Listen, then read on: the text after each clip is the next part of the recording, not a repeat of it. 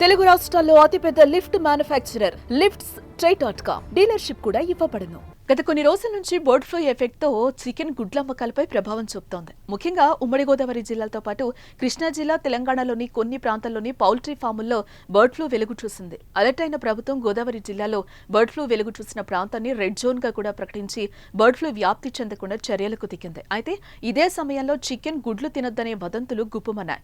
బాగా ఉడికించి తినే చికెన్ గుడ్లతో ఎలాంటి సమస్య ఉండదని వైద్య నిపుణులు, అధికారులు అవగాహన కల్పించే ప్రయత్నం చేసినా చికెన్ గుడ్ల అమ్మకాలపై మాత్రం ప్రభావం గట్టిగానే పడింది.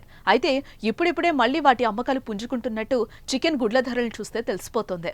మరోవైపు బర్డ్ ఫ్లూ వదంతులు పోగొట్టేందుకు సిద్ధమైన పౌల్ట్రీ పరిశ్రమ నిర్వాహకులు ఉచితంగా చికెన్ గుడ్లు పంపిణీ చేస్తున్నారు.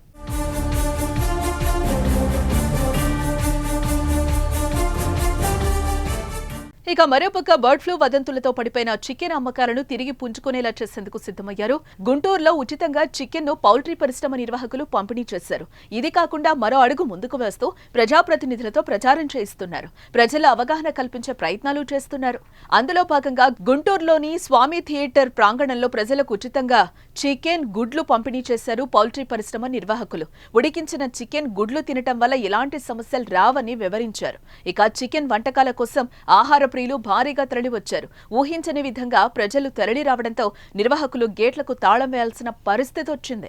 మరోవైపు హైదరాబాద్లోని ఉప్పల్లో కూడా ఉచితంగా చికెన్ గుడ్ల వంటకాలు పంపిణీ చేయడంతో ప్రజలు ఎగబడ్డారు.